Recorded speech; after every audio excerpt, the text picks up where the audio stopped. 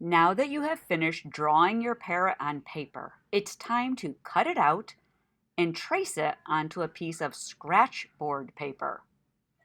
So if you're in my class, you should have been given a piece of scratchboard paper in the school office. Come get it if you haven't gotten it yet, so you can do the fun part, which comes next. We're going to trace this cutout onto your black scratchboard.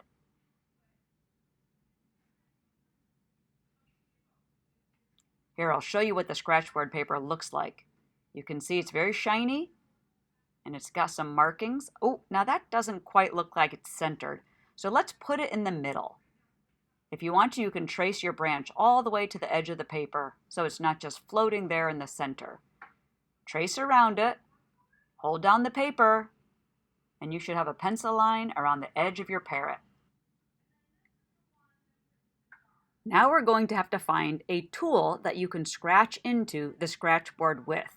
A wooden stick works great. If you're at home, you could try a toothpick, a closed pair of scissors, a screwdriver, a popsicle stick, or the back end of a pencil. Scratch back and forth, back and forth, back and forth, and you'll remove the black paint that's on the top, revealing the colors that are below. The scratchboard I'm using here is a metallic scratchboard, so all the colors have a bit of a shine to them. You'll be able to see it better once we remove more of the black. Now we need to draw in all the parts we were not able to trace. Keep looking at where things touch. Where does it come towards the foot? Where does it touch the branch? Try to make it look just like your original drawing.